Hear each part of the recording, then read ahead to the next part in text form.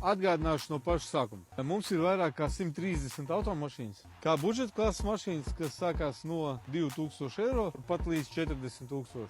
Kā es mīlēju teikt, tirgojam visu. Jā. Sākot no A, beidzot ar B. Re, kur mums ir 2 Citroeni. Viņi principā ir praktiski jauni, viņam pat garantija vēl ir. Šitam ir pats lielākais noskaņas, 79 000. Mums viņi vispār 3 gabali.